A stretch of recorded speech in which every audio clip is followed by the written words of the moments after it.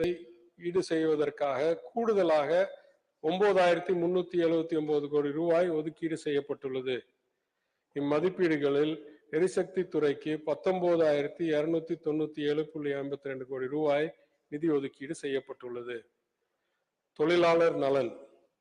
நாளுக்கு நாள் மாறி வரும் தொழில் சூழலுக்கு தேவைப்படும் திறன் படைத்த மனித வளத்தை உருவாக்குவதற்கு அரசு முன்னுரிமை அளித்து வருகிறது.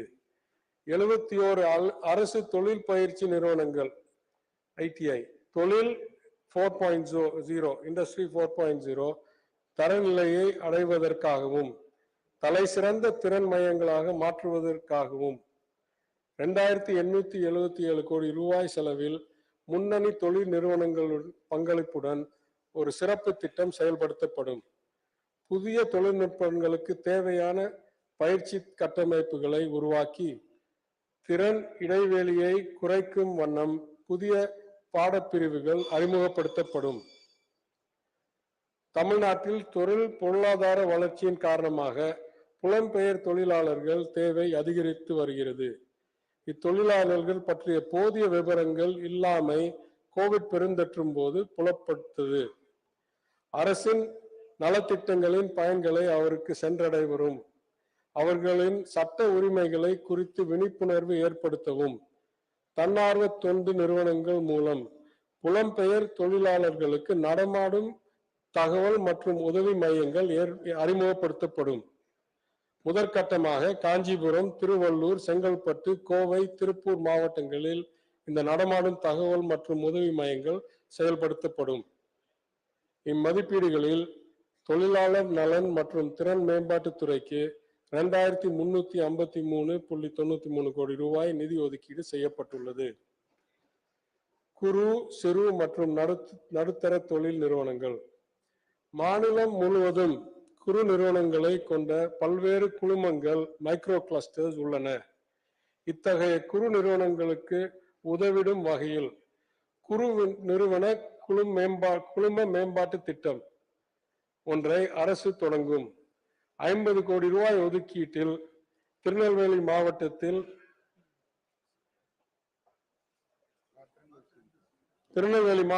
பாத்திரங்கள் செய்யும் குழுமம், காஞ்சிபுரம் மாவட்டத்தில் நரிக்குறவர் செய்யும் செயற்கை நகைகள் குழுமம், கடலூர் மாவட்டத்தில் முந்திரி பதப்படுத்தும் குழுமம், மதுரை மாவட்டத்தில் பொம்மை செய்யும் குழுமம் உள்ளிட்ட 20 குறு நிறுவன குழுமங்களுக்கு இந்த ஆண்டு பயன்பெறும். தமிழ்நாடு கயிறு உற்பத்தியில் நாட்டிலேயே முதலிடத்தில் உள்ளது. கயிறு உற்பத்தி தொழிலில் விவசாயிகள் மற்றும் தொழில் முனைவோர்களின் வருமானத்தை பெருக்கிட அதிக வாய்ப்புகள் உள்ளன. உள்நாட்டு மற்றும் ஏற்றுமதி சந்தைகளில் தமிழ்நாட்டில் உற்பத்தி செய்யப்படும் ஜியோ டெக்ஸ்டைல்ஸ் மற்றும் தென்னை நார் போன்ற மதிப்பு கூட்டப்பட்ட பொருட்களை பிரபலப்படுத்தவும் மாநிலம் முழுவதும் கயிறு தொழில் குழுமங்களை மேம்படுத்தவும் தமிழ்நாடு கயிறு வணிக மேம்பாட்டு நிறுவனம் கோயம்புத்தூரில் அமைக்கப்படும். இதற்கு முதற்கட்டமாக 5 கோடி ரூபாய் தொடக்க மூலதனமாக ஒதுக்கீடு செய்யப்பட்டுள்ளது. குறு, சிறு மற்றும் நடுத்தர தொழில் நிறுவனங்களுக்கு மூலதன மானியமாக 300 கோடி ரூபாயும் கடன் உத்தரவாத திட்டத்திற்காக 100 கோடி ரூபாயும் ஒதுக்கீடு செய்யப்பட்டுள்ளது. இம்மதிப்பீடுகளில் குறு, சிறு மற்றும் நடுத்தர தொழில் நிறுவனங்கள் துறைக்கு 911.50 கோடி ரூபாய் நிதி ஒதுக்கீடு செய்யப்பட்டுள்ளது. தொழில்கள். 2030 ஆண்டில் $100 பில்லியன் என்ற ஏற்றுமதி இலக்கை தமிழ்நாடு அடைய மாண்பு முதலமைச்சர் அவர்களால் செப்டம்பர் 2021 தமிழ்நாடு ஏற்றுமதி மேம்பாட்டு கொள்கை வெளியிடப்பட்டது. தமிழ்நாட்டில் ஏற்றுமதி ஊக்குவிக்கும் பொருட்டு தமிழ்நாட்டில் ஏற்றுமதி நிறுவனங்களுக்கு தேவையான பொது கட்டமைப்புகளை உருவாக்க 100 கோடி ரூபாய் சிறப்பு நிதி உருவாக்கப்படும். தொழிற்சாலைகள், தொழில் கூட்டமைப்பினர் பங்களிப்புடன் திறன் சார்ந்த மையங்கள், பரிசோதனை மையங்கள், ஏற்றுமதி கிடங்குகள், உள்நாட்டு கோள்கலன் கிடங்குகள் போன்ற கட்டமைப்புகளை அமைப்பதற்கு இந்த நிதி பயன்படுத்தப்படும். தோல் அல்லாத காலணிகள் உற்பத்தியும் தோல் சார்ந்த தொழில்களும் மிகப்பெரிய அளவில் வேலை வாய்ப்புகளை உருவாக்குகின்றன. வேலை வாய்ப்புகள் நிறைந்த இத்துறைகளை மேலும் வளர்க்கும் வண்ணம் புதிய காலனி மற்றும் தோல் தொழில் மேம்பாட்டு கொள்கை ஒன்று வெளியிடப்படும். மாநிலம் முழுவதும் பரவலான தொழில் வளர்ச்சியை ஊக்குவிக்கும் நோக்கில் கோயம்புத்தூர், பெரம்பலூர், மதுரை, வேலூர், திருவள்ளூர் மாவட்டங்களில் புதிய தொழில் பூங்காக்களை அரசு அமைக்கும். இந்த தொழில் பூங்காக்கள் வாயிலாக 50,000 கோடி ரூபாய் முதலீடு ஈர்க்கப்படும். பிள்ளைப்பாக்கம் மற்றும் மாநல்லூரில் மின்னணு பொருட்கள் தயாரிக்கும் 2 சிறப்பு தொழில் தொகுப்புகள் ஒன்றிய அரசின் நிதியுதவியுடன் நிறுவப்படும்.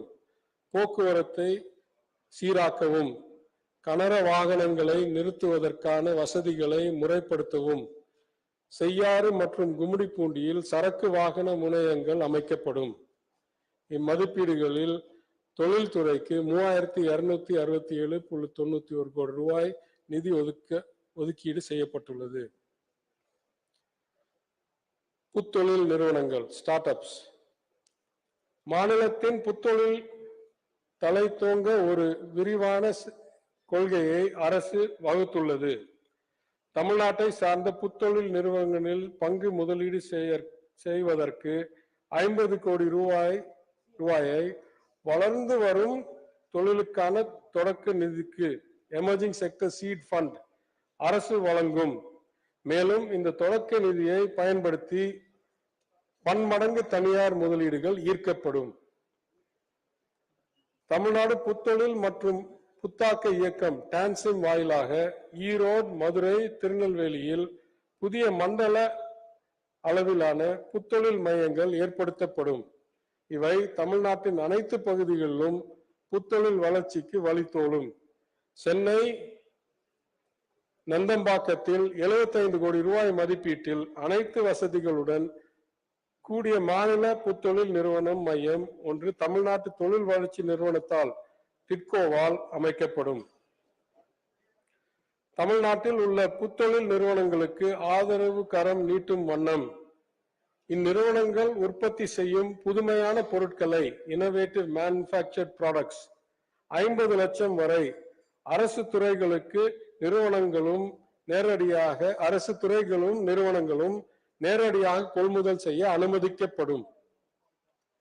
தகவல் தொழில்நுட்பம், செயற்கை நுண்ணறிவு ஆர்டிபிஷியல் இன்டெலிஜென்ஸ், இயந்திர அறிவு மெஷின் லேர்னிங், நம்பிக்கை இணையம் பிளாக் செயின் போன்ற வளர்ந்து வரும் தொழில்நுட்பங்களின் முக்கியத்துவத்தை இந்த அரசு நன்கு அறிந்துள்ளது.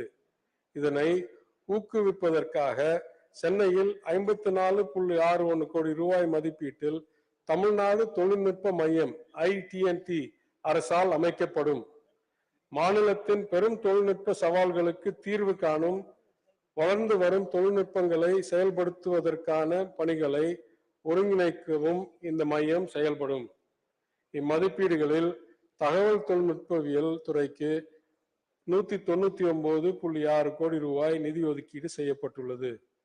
சுற்றுலா, வெளிநாடு மற்றும் உள்நாட்டு சுற்றுலா பயணிகளை ஈர்ப்பதில் நாட்டிலேயே தமிழ்நாடு முன்னிலை வகிக்கிறது.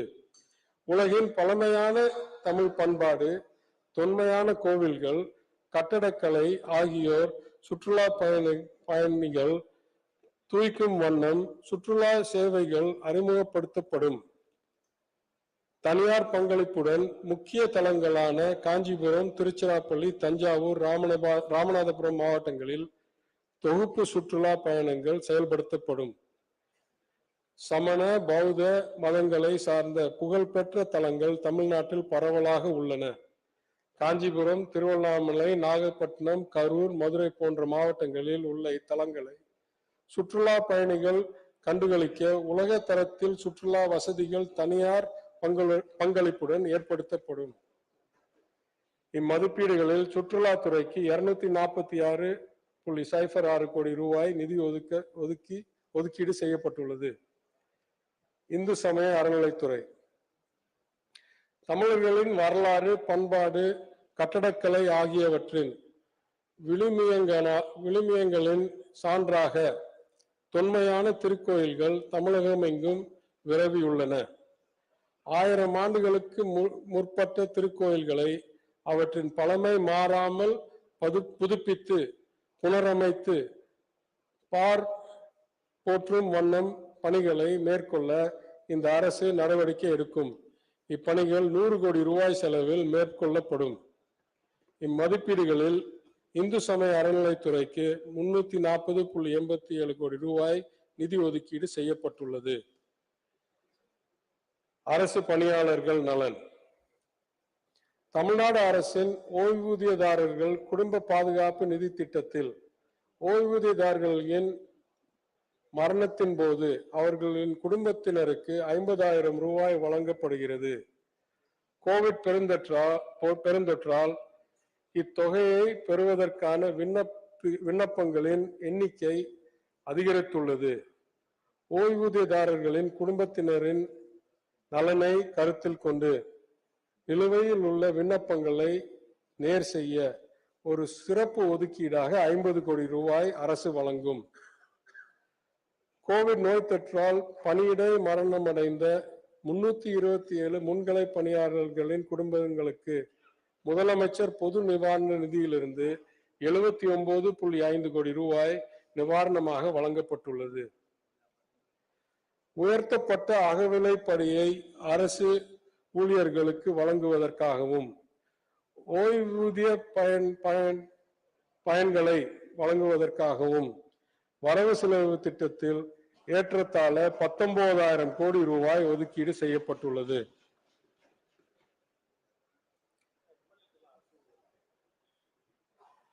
நிர்வாக சீர்திருத்தங்கள். இந்த நிதிநிலை அறிக்கையில் எழுதப்பட்டுள்ள நிதி குறியீடுகள் அரசின் சிறப்பான நிதி மேலாண்மை மற்றும் கடைபிடிக்கப்பட்ட சீர்திருத்தங்கள் வாயிலாக பெறப்பட்டுள்ளன. ஆகவே சில முக்கிய சீர்திருத்தங்கள் குறித்து எடுத்துரைக்க விளைகிறேன். மனித வளமே ஒரு நிறுவனத்துக்கு மிக முக்கியமான சொத்தாகும். காலி பணியிடங்கள் அதிக அளவில் உள்ள அதே வேளையில் சம்பளம் மற்றும் ஓய்வூதிய செலவினங்கள் மிகவும் அதிகமாக உள்ள ஒரு இக்கட்டான சூழலில் நாம் உள்ளோம். நடைமுறையில் உள்ள ஆட்சேர்ப்பு மற்றும் பயிற்சிக்கான முறைகளை சீரமைப்பது மிகவும் அவசியமானது. கோவிட் பெருந்தொற்று இந்த தேவைக்கு மேலும் வலு சேர்த்துள்ளது. பணியமர்த்தல் மற்றும் பயிற்சிக்கான விதிகளில் சில திருத்தங்கள் மேற்கொள்ளும் பணியினை இவ்வாண்டே தொடங்கியுள்ளோம். மனிதவளம் தொடர்பான சீர்திருத்தங்கள் மேற்கொள்வதற்கான ஒருங்கிணைந்த திட்டத்தை 6 மாத கால அளவிற்குள் முன்மொழிவதற்காக மனிதவள சீர்திருத்த குழு ஒன்று அமைக்கப்படும். அரசு சொத்துக்களை முறையாக கணக்கிட்டு அனைத்து அரசு துறைகளில் இருக்கும் அசையும் அசையா சொத்துகளின் விவரங்களை சேகரித்து அவற்றின் பயன்பாட்டை கண்காணிக்க ஒருங்கிணைத்து நிதி மற்றும் கண்காணிக்க ஒருங்கிணைந்த நிதி மற்றும் மனிதவள வேளாண்மை திட்டத்துடன் IFHRMS உடன் இணைத்து ஒரு சொத்து மேலாண்மை மென்பொருள் ஆசெட் மேனேஜ்மெண்ட் சாஃப்ட்வேர் வரும் ஆண்டிலிருந்து அறிமுகப்படுத்தப்படும். அரசின் உட்தணிக்கை அமைப்பு முறையில் தேவையான அடிப்படை சீர்திருத்தங்கள் மேற்கொள்ளப்படும் என்று நான் கடந்த வரவு செலவு திட்ட உரையில் குறிப்பிட்டிருந்தேன். இதற்காக தணிக்கை துறைகளை ஆய்வு செய்து சீர்திருத்தங்களை மேற்கொள்ள தேவையான பரிந்துரைகள் வழங்கிட ஓர் ஓய்வு பெற்ற இந்திய தணிக்கை மற்றும் கணக்கு பணி அலுவலர் தலைமையில் ஒரு உயர்மட்ட குழு அமைக்கப்பட்டுள்ளது. இக்குழு 4 மாதங்களில் தனது அறிக்கையை வழங்கும். வெளிப்படை தன்மையுடன் கூடிய ஒளிமறைவற்ற நிர்வாகத்தை வழங்குவது இந்த அரசின் முக்கிய நோக்கமாகும். இதனை உறுதி செய்ய 1/4/2023 முதல் அனைத்து அரசு மற்றும் அரசு பொது நிறுவனங்களின் கொள்முதல்களுக்கும் மின்னணு கொள்முதல் முறை e-procurement கட்டாயமாக்கப்படும். இதற்காக தமிழ்நாடு ஒப்பந்த புள்ளிகளில் ஒளிமறைவற்ற தன்மை சட்ட விதிகளில் தேவையான திருத்தங்களை அரசு கொண்டு வரும்.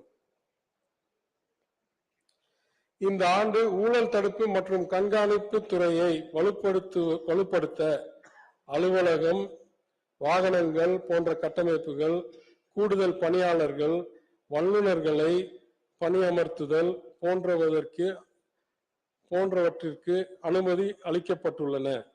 வரும் ஆண்டில் இதுவரை இல்லாத அளவிற்கு ஊழல் தடுப்பு மற்றும் கண்காணிப்பு துறையை வலுப்படுத்தும் பணிகளை நாங்கள் தொடர்ந்து மேற்கொள்வோம். நேர்மையான நிர்வாகத்தை மக்களுக்கு வழங்க வேண்டும் என்று மாண்புமிகு முதலமைச்சர் அவர்களின் உறுதியான நிலைப்பாட்டினால் இந்த நடவடிக்கைகள் மேற்கொள்ளப்படுகின்றன.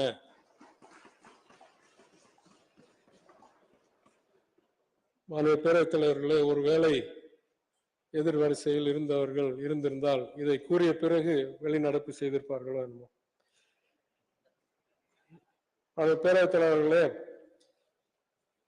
ஒன்றிய அரசு நிதிநிலை அறிக்கை தாக்கல் செய்த போது மாண்புமிகு ஒன்றிய நிதியமைச்சர் அவர் உரையை ஆங்கிலேயத்தில் கூறினார்.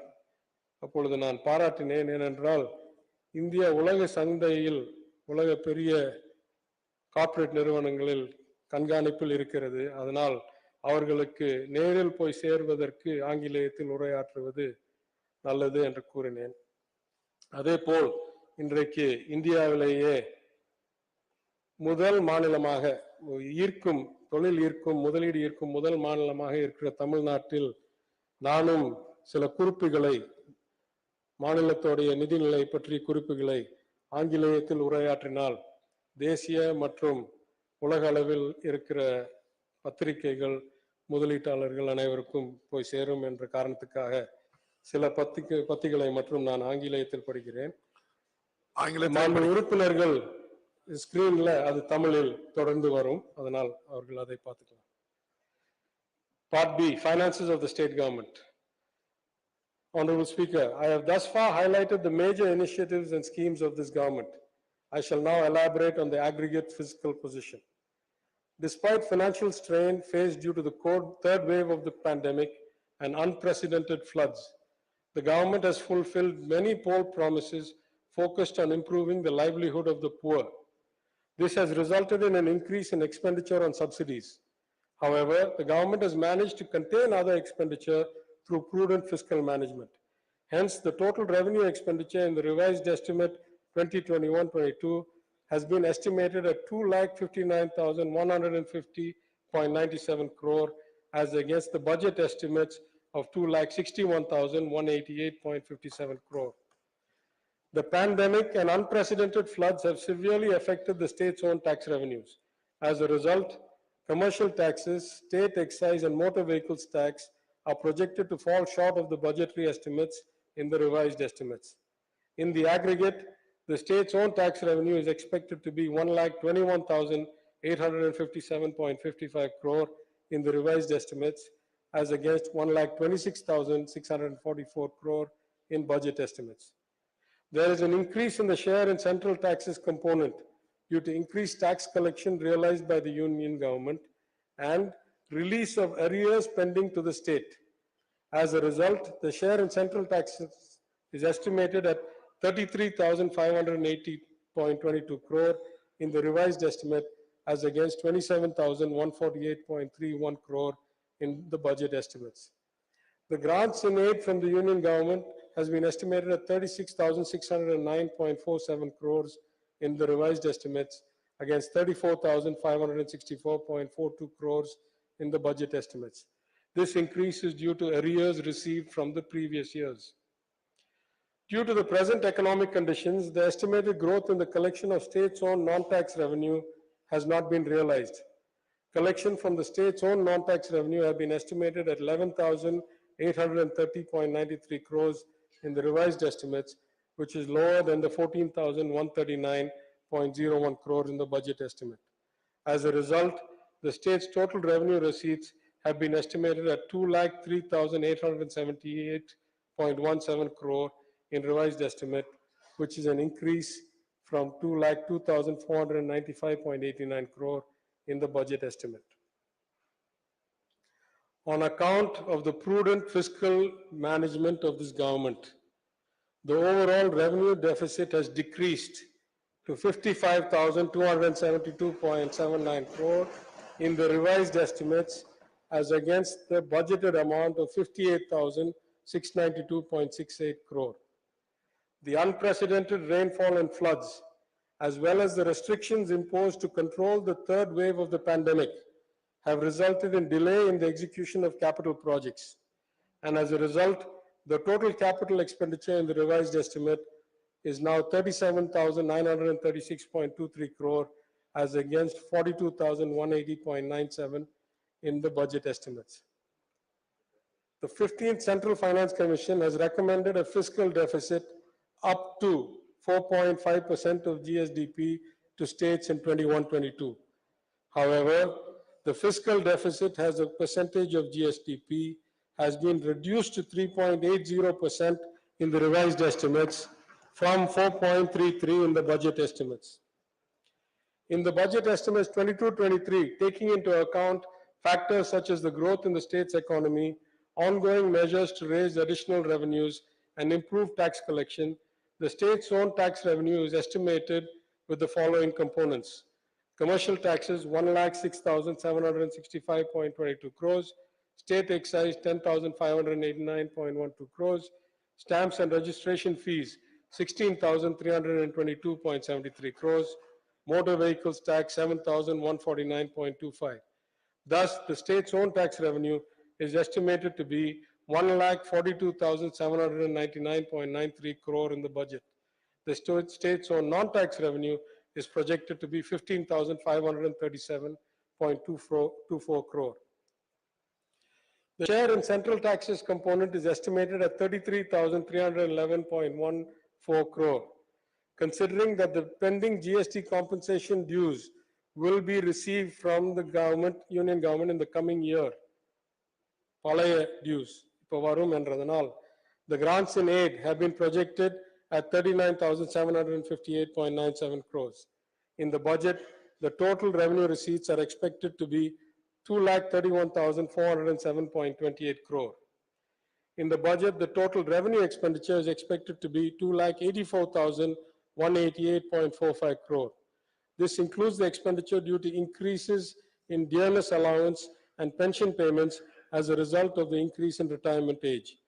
Adequate allotment has been made for new and existing schemes. This government will take all necessary measures to increase the efficiency in tax collection. Based on this, the revenue deficit is estimated at 52,781.17 crores. தொடர்ந்து குறைக்கப்படுகிறது. To increase employment opportunities and to promote growth, the total capital expenditure, including net loans and advances in the budget, is estimated at 43,832.54 crores. This is 23.28% higher than the revised estimates for this year. In the budget, the fiscal deficit is estimated at 90,113.71 crore. This fiscal deficit has been arrived at after considering the GST compensation amount of 6,500 crore expect to be received as a back-to-back loan, which will be repaid from the GST compensation cess fund of the union government instead of the consolidated fund of our state. In the year 2023, the net public debt is projected at 90,116.52 crore. Therefore, on 31/3/2023, the total outstanding debt will be 6,53,348.73 crore, and the debt to GSDP ratio will be 26.29%. This is well within the limits set by the 15th Finance Commission. Honorable Speaker, I am confident that this budget will be the beginning of a great transformation. In the last regime since 2014, the state finances have been on a decline. This is clearly illustrated by the rising revenue deficit and increasing proportion of interest payments to revenue receipts, among other indicators. After this 7-year slump, the reduction in revenue deficit, even in such a challenging year, is a testimony to this government prudent fiscal management. The medium-term fiscal plan projects that we will soon achieve the target set in the Tamil Nadu Financial Responsibility Act 2003. The medium-term fiscal plan may be taken as having been read as part of my speech. The demonstration of such sound financial management increases Tamil Nadu's stature in both the financial markets and amongst global corporates. In conjunction with our natural strengths, this credibility will position our state as the premier investment destination in India at a very opportune time. Within a short span of time since this government led by the Honorable Chief Minister assumed office, the choice of Chennai as the destination for the Chess Olympiad, the establishment of a world-class furniture park in Thoothukudi, and mega investments by large multinational companies in Tamil Nadu are evidence of this trend. இதை நான் தமிழிலும் இத்தகைய திறன்மிக்க நிதி நிர்வாகம் உலக நிதி சந்தைகள் மற்றும் பன்னாட்டு நிறுவனங்கள் மத்தியில் தமிழ்நாட்டின் நற்பெயரை நிலைநாட்டும். முதலீடுகளை ஈர்க்க சாதகமாக இச்சூழலில் முதலீடுகளுக்கு மிக உகந்த மாநிலம் தமிழ்நாடு என்று நிலைக்கு இது மேலும் வலு சேர்க்கும். மாண்பு முதலமைச்சர் அவர்கள் தலைமையிலான இவ்வரசு பொறுப்பேற்ற இந்த குறுகிய காலகட்டத்திலேயே நடைபெற்ற நிகழ்வுகளான சதுரங்க ஒலிம்பியாட் போட்டிக்கு சென்னையில் மையமாக தேர்வு செய்தது, உலகத்தரம் வாய்ந்த அரைகடல் பூங்கா தூத்துக்குடியில் அமைந்தது, பன்னாட்டு தொழில் நிறுவனங்களின் மூலம் பெரும் முதலீடுகள் ஈர்த்தது ஆகியவை இதற்கு சிறந்த எடுத்துக்காட்டாகும். மகளிரின் முன்னேற்றமே மாநிலத்தில் முன்னேற்றம் என்ற கொள்கையின் அடிப்படையில் அவர்கள் நலனுக்காக தேர்தல் அறிக்கையில் அளிக்கப்பட்ட வாக்குறுதிகளான ஆவின் பால் விலை குறிப்பு, சுய உதவி குழுக்களின் கடன் தள்ளுபடி, அரசு பேருந்துகளில் இலவச பயணம் போன்ற பல வாக்குறுதிகளை மாண்பு முதலமைச்சர் அவர்கள் ஏற்கனவே நிறைவேற்றியுள்ளார்கள். அடுத்த முக்கிய வாக்குறுதியான மகளிருக்கான உரிமை தொகை வழங்குவதற்கு தேவையான நடவடிக்கைகளை உடனடியாக எடுக்கப்பட வேண்டும் என்று அறிவுறுத்தியுள்ளார்கள். சென்ற ஆட்சியினர் விட்டு சென்ற நிதி நெருக்கடி சூழல் காரணமாக இந்த வாக்குறுதியை இந்த அரசு முதல் ஆண்டில் செயல்படுத்துவது கடினமாக இருந்து வருகிறது. இருப்பினும் இத்திட்டத்தின் கீழ் பயனடைய தகுதியுள்ள பயனாளிகளை பல்வேறு தரவுகளின் அடிப்படையில் கண்டறிந்து பயன்கள் அவர்களை சரியாக கொண்டடையும் வகையில் திட்டத்தை வடிவமைப்பதற்கான பணிகள் முழு முனைப்புடன் நடைபெற்று வருகின்றன என்பதை இந்த பேரவையில் தெரிவிக்க விரும்புகின்றேன். இதன் அடிப்படையில் இந்த அரசு எடுத்து வரும் பல்வேறு முயற்சிகளின் காரணமாக நிதிநிலையில் முன்னேற்றம் ஏற்படும் போது இத்திட்டம் செயல்படுத்தப்படும் என உறுதி அளிக்கிறேன். உலக புகழ் பெற்ற நிபுணர்களை கொண்ட மாண்பு முதலமைச்சரின் பொருளாதார ஆலோசனை குழு தமிழ்நாட்டின் நிதிநிலையை சீராக்குவதற்கு இந்த அரசிற்கு தக்க ஆலோசனைகளை தொடர்ந்து வழங்கி வருகின்றது. இந்த வரவு செலவு திட்டத்தை தயாரிப்பதிலும் அவர்கள் நேரம் ஒதுக்கி ஆலோசனையை வழங்கியதற்கு எனது மனமார்ந்த நன்றியை தெரிவித்துக் கொள்கிறேன். இந்த ஆலோசனைகள் மனதில் கொண்டு தமிழ்நாட்டின் நிதிநிலையை மேலும் மேம்படுத்த தேவையான நடவடிக்கைகளை இந்த அரசு மேற்கொள்ள உள்ளது. இந்த வரவு செலவு திட்டத்தை தயாரிப்பதற்கு அயராது உழைத்த நிதித்துறையின் கூடுதல் தலைமை செயலாளர் திரு நா. முருகானந்தம் ERP அவர்களுக்கும் நிதித்துறையின் பிற அலுவலர்களுக்கும் என் மனமார்ந்த நன்றியையும் பாராட்டையும் தெரிவித்துக் கொள்கிறேன். மாண்பு முதலமைச்சர் அவர்களின் தலைமையில் சமூகத்தில் அனைவருக்கும் பயணிக்கும் வளர்ச்சியை அடைந்து சமூக நீதியை நிலைநாட்டி அனைத்து ஆசிய நாடுகளுக்கும் முன்மாதிரியாக தமிழ்நாடு திகழ்வதை உறுதி செய்ய முனைகிறோம். இந்த வரவு செலவு திட்டத்தை வடிவமைக்க தொடர்ந்து அறிவுரைகள் வழங்கி முழு ஆதரவு அளித்தவர் அவர். அஞ்சாமை, ஈகை, அறிவூக்கம் இந்நான்கும் எஞ்சாமை வேந்தற்கியல்பு. மன உறுதி, கொடை, அறிவு, ஊக்கம் எனப்படும் 4 பண்புகளும் அபரீதமாக நிறைந்திருப்பது தலைவருக்கு இயல்பாகும். இந்த குரலுக்கு இலக்கணமாக திகழும் மாண்பு முதலமைச்சர் அவர்களுக்கு மீண்டும் ஒரு முறை எனது மனமார்ந்த நன்றியை தெரிவித்துக் கொள்கிறேன்.